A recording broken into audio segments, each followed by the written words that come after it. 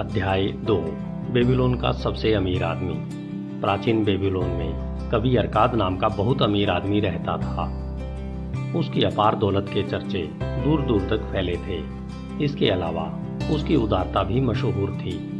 वह दिल खोलकर दान देता था और परोपकार के काम करता था। वह अपने परिवार के प्रति उदार था और खुले हाथ से खर्च करता था। फिर भी हर साल वह जितना खर्च करता था उसकी दौलत उससे ज्यादा तेजी से बढ़ जाती थी। उसके बचपन के मित्रों ने एक दिन उसके पास आकर कहा, अरकाद, तुम हमसे ज्यादा खुशकिस्मत हो।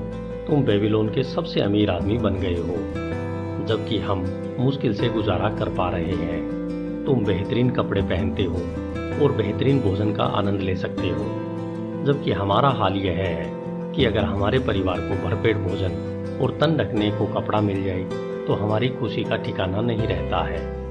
परंतु कभी हम एक जैसे थे। हमें एक ही अध्यापक ने पढ़ाया है।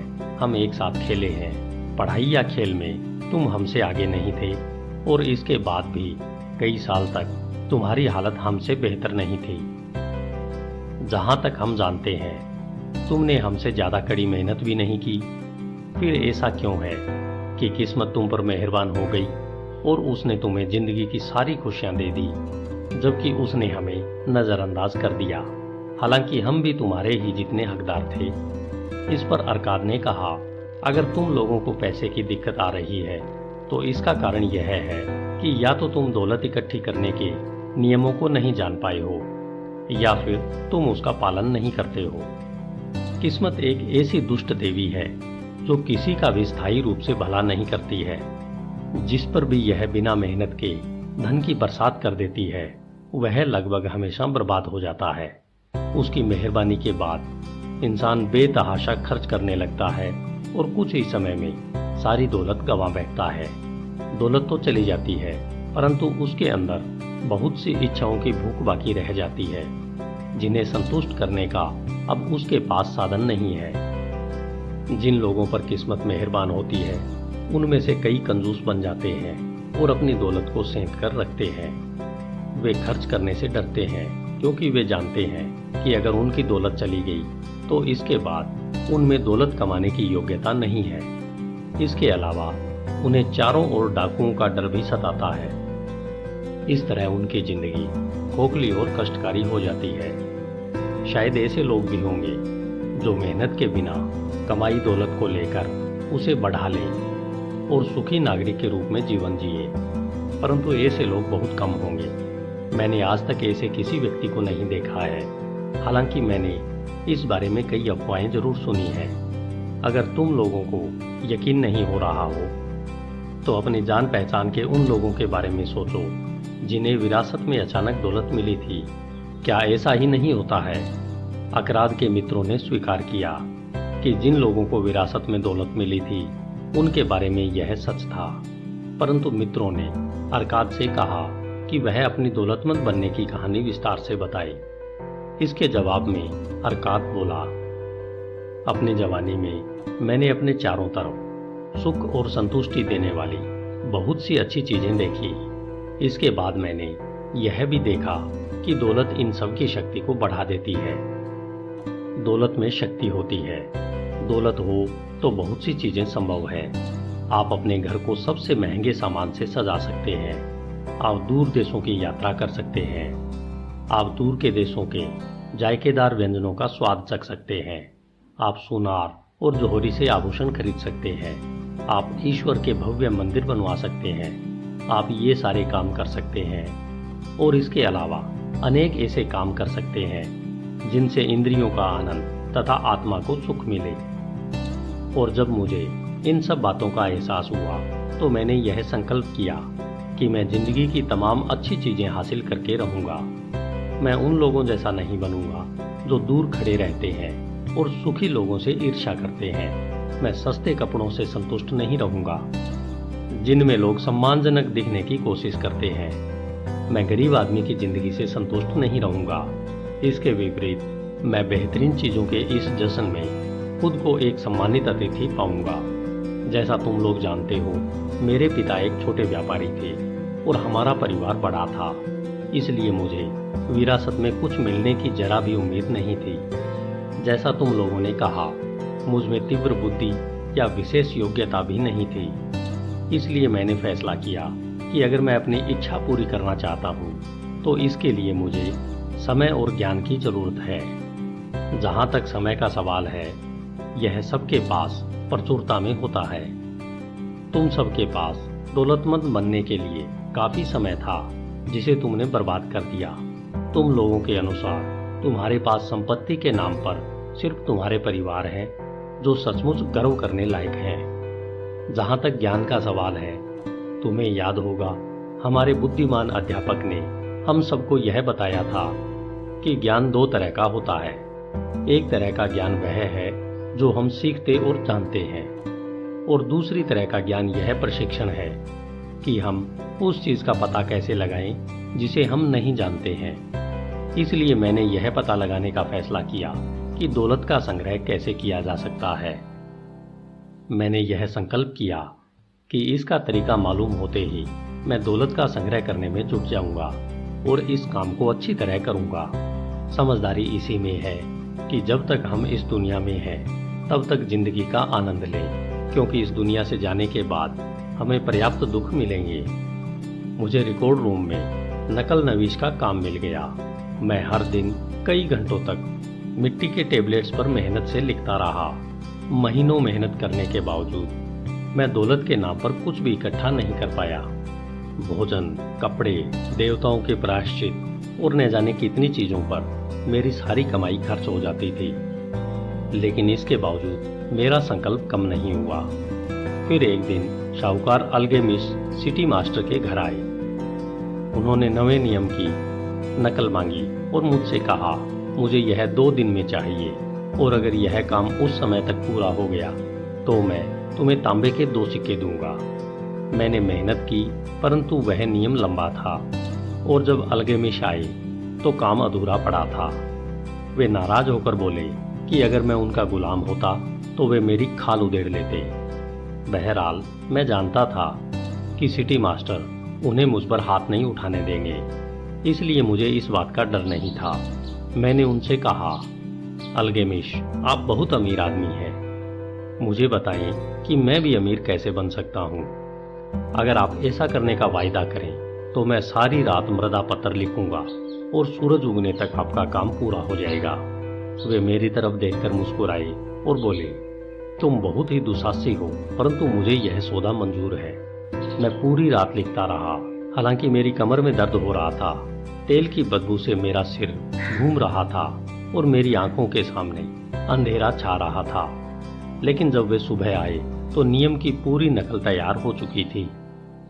फिर मैंने उनसे कहा, अब आप अपना वायदा पूरा करें। वे दयालुता से बोले, तुमने सौदे का अपनी तरफ वाला हिस्सा पूरा कर लिया है बेटे, और मैं अपना हिस्सा पूरा करने के लिए तैयार हूँ। मैं तुम्हें वे सब बातें बताऊंगा जो तुम जानना चाहते हो, क्योंकि मैं बूढ़ा हो रहा हूँ और बूढ़े लोगों को मुंह चलाना अच्छा लगता है। जब युवक बूढ़े लोगों के पास सलाह लेने जाते हैं तो उन्हें अनुभव से हासिल ज्ञान मिलता है, परंतु अक्सर युवक यह मान लेते हैं कि बूढ़े लोगों के पास जो ज्ञान है वह गुजरे जमाने का ज्ञान है और वर्तमान में उससे कोई लाभ नहीं होगा। यही वजह है कि वे उस ज्ञान का लाभ नहीं उठाते हैं। मगर एक बात हमेशा याद रखना, आज जो सूरज चमक रहा है वह वही सूरज है जो तुम्हारे पिता के जमाने में चमकता था, और यह सूरज तब भी चमकता रहेगा जब तुम्हारे नाती पोते इस दुनिया से चले जाएंगे। उन्होंने आगे कहा, युवकों के विचार उन धूमकेतुओं की तरह होते हैं जो अक्सर आसमान को चमकदार बना देते हैं, जबकि बुढ़ापे का ज्ञान सितारों की तरह होता है जिनकी चमक में कोई फर्क नहीं आता है। इसलिए समुद्री यात्रा करने वाले लोग सितारों के आधार पर अपनी दिशा निर्धारित करते हैं, धूमकेतुओं के आधार पर नहीं। मेरे शब्दों को अच्छी तरह से गांठ बांध लो, क्योंकि अगर तुम मेरी बातों में छिपी सच्चाई को समझ नहीं पाओगे तो तुम्हें लगेगा कि तुम्हारी रात भर की मेहनत बेकार चली गई। फिर उन्होंने अपनी मोटी बाहों के नीचे से मुझ पर तीखी निगाह डाली। इसके बाद वे धीमे परंतु सशक्त लहजे में बोले, मैं दौलत की राह पर तब पहुंचा जब मैंने यह फैसला किया कि मैं अपनी कमाई का एक हिस्सा खुद रखूंगा। अगर तुम भी ऐसा ही करो तो तुम भी दौलत की राह पर पहुंच जाओगे। फिर वे मेरी तरफ पैनी निगाह से देखते रहे पर बोले कुछ नहीं। मैंने पूछा, बस इतना ही? उन्होंने जवाब दिया, भेड़ चराने वाले किशोर को साहूकार में बदलने के लिए बस इतना ही काफी था।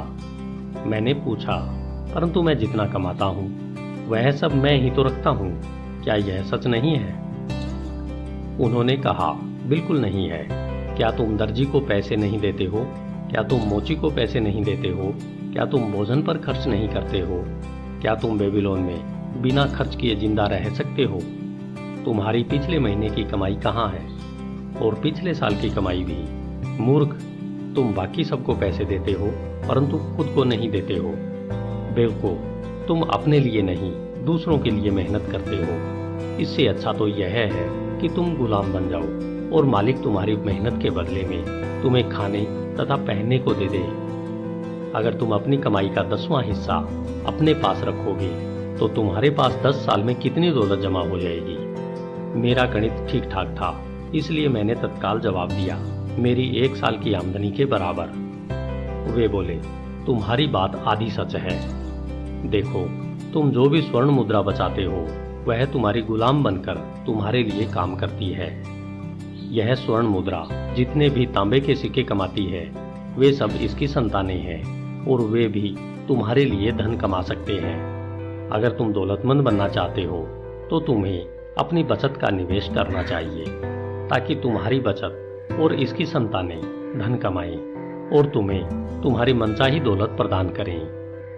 उन्होंने आगे कहा, तुम्हें शायद यह लग रहा होगा कि मैं तुम्हारी रात भर की मेहनत के बदले में तुम्हें गलत सलाह दे रहा हूँ, परंतु यकीन करो मैं तुम्हें 1000 गुना ज्यादा भुगतान कर रहा हूँ, बशर्ते तुम में मेरी बातों के पीछे छिपी सच्चाई को समझने की बुद्धि हो। अपनी कमाई का एक हिस्सा खुद रखो, चाहे तुम्हारी कमाई कितनी ही क्यों न हो। तुम्हें इसके 10वें हिस्से यानी 10% से कम नहीं बचाना चाहिए। तुम इससे जितना ज्यादा बचा सकते हो बचा लो। सबसे पहले खुद को भुगतान करो। बची हुई कमाई में अपना खर्च चलाओ। दर्जी और मोची से इतना सामान मत खरीदो कि तुम अपनी बची हुई आमदनी में से उसका भुगतान न कर पाओ। इसके अलावा तुम्हें बची हुई कमाई में से ही भोजन, परोपकार और ईश्वर के प्रायश्चित के लिए भी खर्च करना होगा। पेड़ की तरह ही दौलत भी एक छोटे से बीज से उगती है। तुम्हारे द्वारा बचाया गया तांबे का पहला सिक्का वह बीज है जिससे तुम्हारी दौलत का पेड़ उगेगा। जितनी जल्दी तुम यह बीज बो दोगे पेड़ उतनी ही जल्दी उगेगा।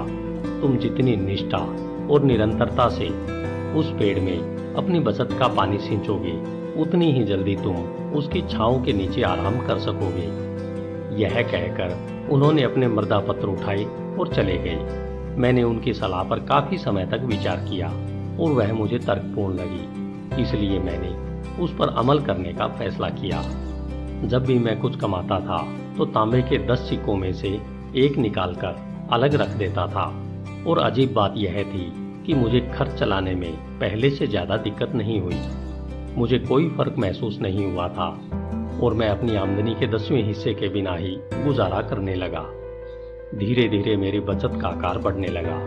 अपनी बढ़ती बचत को देखकर मेरा मन ललचाता था कि मैं इसे खर्च करके व्यापारियों से अच्छी अच्छी चीजें खरीद लूं जो ऊंटों और जहाजों से फिनिशियंस के देश से आती है, परंतु मैंने समझदारी से काम लिया और ऐसा नहीं किया। 1 साल बाद अल्केमिस्ट दोबारा आए और उन्होंने मुझसे पूछा, बेटे तुमने पिछले साल जितना कमाया है क्या तुमने उसका कम से कम 10वां हिस्सा अपने लिए बचाया है? मैंने गर्व से जवाब दिया, हाँ मैंने ऐसा ही किया है। उन्होंने मुस्कुराकर कहा, यह तो बहुत अच्छी बात है। और तुमने उस पैसे का क्या किया? मैंने इसे ईंट बनाने वाले अजमर को दे दिया जिसने मुझसे कहा था कि वह दूर देशों की यात्रा करने जा रहा है और वह टायर से मेरे लिए फिनिशियनिया के दुर्लभ रत्न खरीद लाएगा। उसके लौटने के बाद हम उन रत्नों को ज्यादा कीमत पर बेचकर मुनाफा कमाएंगे और मुनाफे को आपस में बांट लेंगे।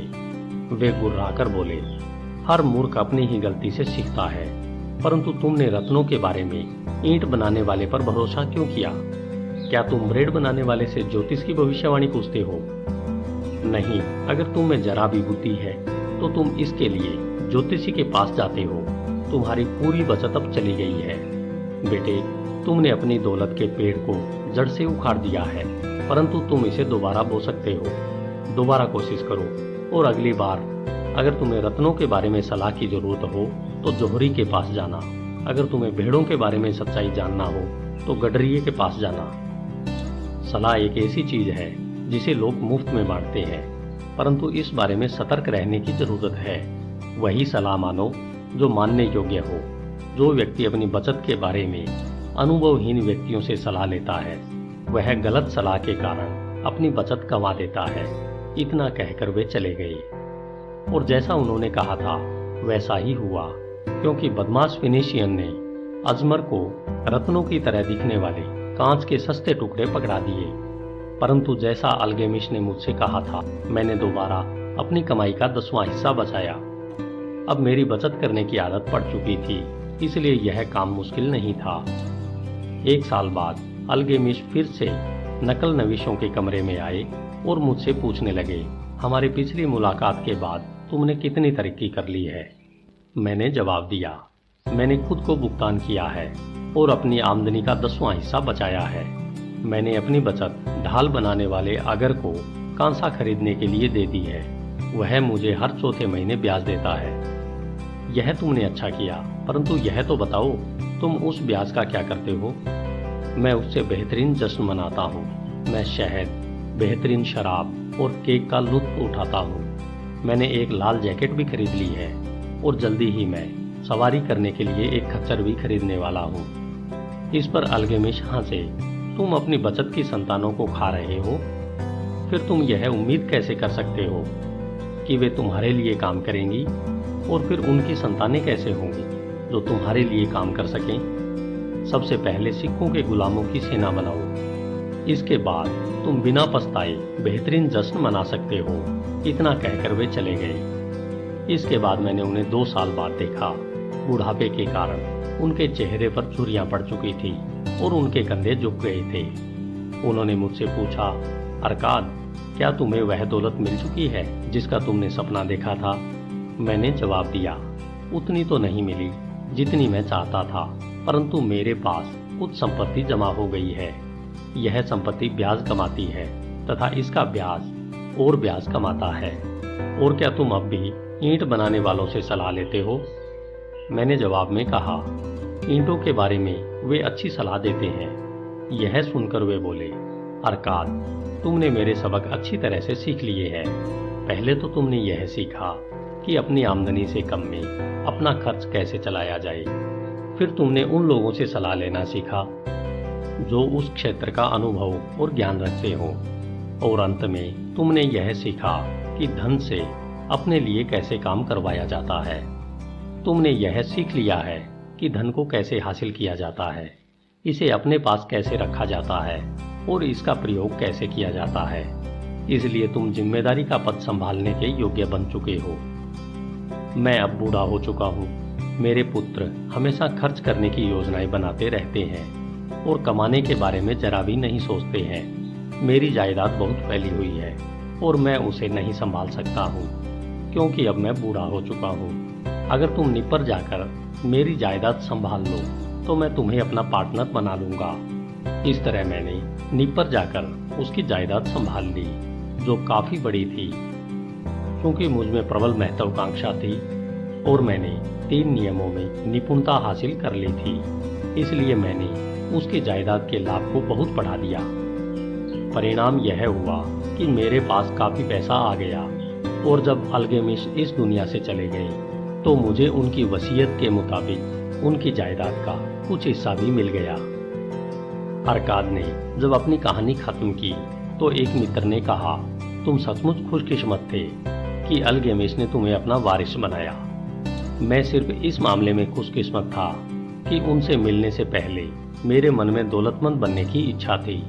क्या 4 साल तक अपनी आमदनी का 10वां हिस्सा बचाकर यह साबित नहीं किया था कि मुझ में अपने लक्ष्य तक पहुंचने की लगन थी। क्या आप उस सफल मछुआरे को खुशकिस्मत कहेंगे जिसने बरसों तक मछलियों की आदतों का अध्ययन किया है ताकि वह हर बदलती हवा के साथ उन पर अपना जाल फेंक सके। अवसर एक घमंडी देवता है जो उन लोगों पर समय बर्बाद नहीं करता जो तैयार न हो।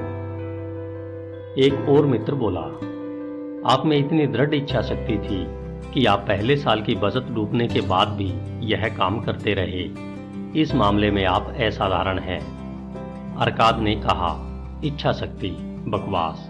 क्या तुम्हें लगता है कि इच्छा शक्ति मनुष्य को वह बोझ उठाने की शक्ति दे सकती है जो ऊंट नहीं उठा सकता? क्या इच्छा शक्ति मनुष्य को वह भारी बैलगाड़ी खींचने की शक्ति दे सकती है जिसे बैल नहीं हिला सकते?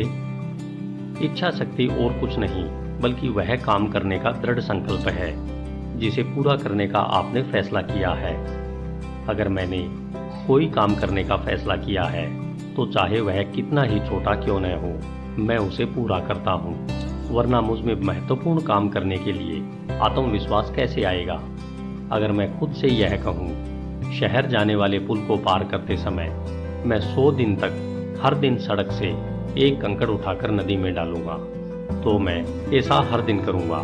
अगर 7वें दिन पुल पार करते समय मैं कंकड़ डालना भूल जाऊं, तो मैं लौटकर यह नहीं कहूंगा, कल मैं 2 कंकड़ डाल दूंगा, इससे कोई फर्क नहीं पड़ेगा।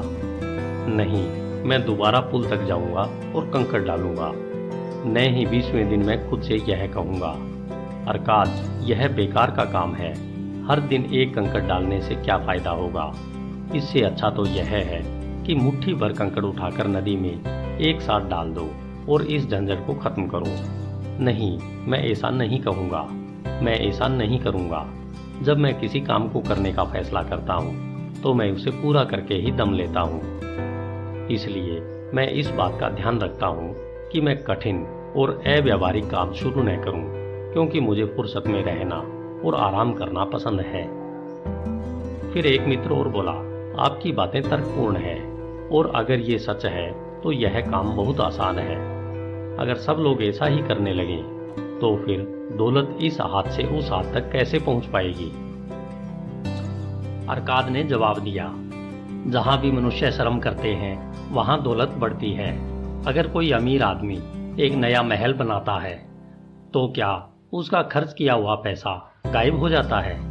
नहीं, ईंट वाले को इसका एक हिस्सा मिलता है, मजदूरों को इसका एक हिस्सा मिलता है, कारीगर को एक हिस्सा मिलता है। जो भी उस महल को बनाने में मेहनत करता है उसे उस धन में से हिस्सा मिलता है। और जब महल बनकर तैयार हो जाता है तो क्या यह इसकी लागत जितना मूल्यवान नहीं होता है? क्या महल बनने के कारण उस भूमि का मूल्य नहीं बढ़ जाता है जिस पर वह बना हो? और क्या महल बनने के कारण इसके आसपास वाली भूमि की कीमत नहीं बढ़ जाती है? दौलत जादुई तरीके से बढ़ती है। कोई भी व्यक्ति इसकी सीमा की भविष्यवाणी नहीं कर सकता। फिनिशियंस के समुद्री जहाज दूसरे देशों के व्यापार से जो धन कमा कर लाते हैं, क्या उस धन से वीरान समुद्री तटों पर बड़े शहर नहीं बना दिए हैं? एक और मित्र ने पूछा, तो फिर आप हमें अमीर बनने के लिए क्या करने की सलाह देते हैं? हमारे बहुत साल बर्बाद हो चुके हैं, हमारी जवानी चली गई है और हमारे पास बचत के नाम पर कुछ भी नहीं है। मैं सलाह देता हूँ कि आप अल्केमिस्ट की समझदारी से सीख लें और खुद से कहें, मैं जितना कमाऊंगा उसका एक हिस्सा खुद रखूंगा। इस वाक्य को सुबह उठते समय दोहराएं, इसे दोपहर में दोहराएं, इसे रात में दोहराएं, इसे हर दिन हर घंटे दोहराएं। आप खुद से तब तक यह कहते रहें जब तक कि ये शब्द आसमान में आग के अक्षरों की तरह साफ नजर न आने लगे। अपने मन पर इस विचार की मोहर लगा लें, अपने मस्तिष्क में इस विचार को भर लें। फिर आमदनी का जितना हिस्सा तर्कसंगत लगता हो उतना बचाएं। आपकी यह बचत आपकी आमदनी के 10वें हिस्से यानी 10% से कम नहीं होना चाहिए। फिर इस हिस्से को अलग रख दें। अगर आवश्यक हो तो अपने बाकी खर्च कम कर दें, परंतु सबसे पहले 10वें हिस्से को अलग रख दें। जल्दी ही आप खुद को एक ऐसे खजाने का स्वामी पाएंगे जिस पर सिर्फ आपका हक होगा। इससे आपको बहुत सुख मिलेगा। जब आपका खजाना बढ़ेगा तो इससे आपको प्रेरणा मिलेगी। जिंदगी का एक नया आनंद आपको रोमांचित करेगा। फिर आप ज़्यादा कमाने के लिए ज़्यादा कोशिश करेंगे, क्योंकि आपकी आमदनी जितनी बढ़ेगी आपकी बचत भी उतनी ही बढ़ेगी। इसके बाद अपने खजाने से अपने लिए काम करवाना सीखें। इसे अपना गुलाम बनाएं। इसकी संतानों और इसकी संतानों की संतानों से अपने लिए काम करवाएं। भविष्य की आमदनी सुनिश्चित कर लें। बूढ़े लोगों को देखें और यह याद रखें कि किसी दिन आपकी गिनती भी इन्हीं लोगों में होगी। इसलिए अपने खजाने का निवेश बहुत सावधानी से करें, ताकि आप इसे गंवा न दें। बदले में बहुत ज़्यादा मुनाफा वह धोखेबाज जलपरी है जो अपने मधुर गीत से असावधान व्यक्ति को मोहित करके चट्टानों की ओर आकर्षित करती है, जहां वह नुकसान और पश्चाताप की चट्टानों से टकराकर ध्वस्त हो जाता है। इस बात की व्यवस्था भी कर लें कि अगर देवता आपको अपने पास बुला लें तो आपके परिवार पर आर्थिक संकट न आए। समय समय पर बीमे का थोड़ा भुगतान करने से ऐसी सुरक्षित व्यवस्था करना संभव है। इसलिए समझदार व्यक्ति ऐसे समझदारीपूर्ण उद्देश्य के लिए धन खर्च करने में देर नहीं करता है। बुद्धिमान लोगों से सलाह लें। धन संबंधी काम करने वाले लोगों से सलाह लें। वे आपको उस तरह की गलती से बचा लेंगे जो मैंने अपने धन की ईंट बनाने वाले अजमर के हवाले करते समय की थी।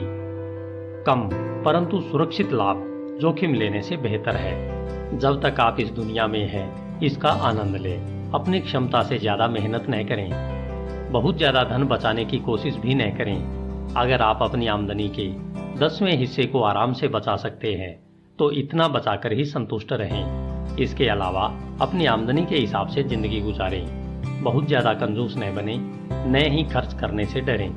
जिंदगी बहुत अच्छी है और जिंदगी में ऐसी बहुत सी चीज़ें हैं जिनका आनंद लिया जाना चाहिए। अरकाद के मित्रों ने उसे धन्यवाद देकर उससे विदा ली। लौटते समय कुछ मित्र तो खामोश थे, क्योंकि उनमें कल्पना शक्ति नहीं थी और वे अरकाद की बातों का पूरा मतलब नहीं समझ पाए थे। कुछ आलोचना कर रहे थे, क्योंकि वे सोच रहे थे कि इतने अमीर आदमी को अपनी दौलत का कुछ हिस्सा अपने गरीब दोस्तों में बांट देना चाहिए। परंतु कुछ की आंखों में एक नई चमक थी। वे जानते थे कि अल्गेमिश हर बार नकल नविशों के कमरे में लौटा था, क्योंकि वह अरकाद को अंधकार से निकालकर प्रकाश की ओर जाते देख रहा था। जब अरकाद को ज्ञान का प्रकाश मिल गया तो एक अवसर, एक पद उसका इंतजार कर रहा था। कोई भी उस जगह को नहीं भर सकता था जब तक कि वह अपने ज्ञान को बढ़ा न ले और अवसर के लिए तैयार न हो। बाद वाले लोग कई सालों तक अरकाद से बार बार मिलने गए, जिसने खुशी से उनका स्वागत किया। उसने उन्हें काफी समझदारी भरी सलाह दी, जैसा अनुभवी लोग हमेशा खुशी खुशी करते हैं, और उसने उनकी बचत के निवेश में मदद भी की, ताकि उन्हें सुरक्षित ब्याज मिल सके और उनका मूलधन सुरक्षित रहे, या वे ऐसे निवेशों में न उलझ जाएं जिनमें उन्हें कोई लाभ न हो। इन लोगों की जिंदगी में बदलाव का क्षण उस दिन आया जब उन्हें उस सत्य का एहसास हुआ जो अल्केमिस्ट से अरकाद ने और अरकाद से उन्होंने सीखा था। अपनी आमदनी का 10वां हिस्सा खुद के लिए बचाकर अलग रखें।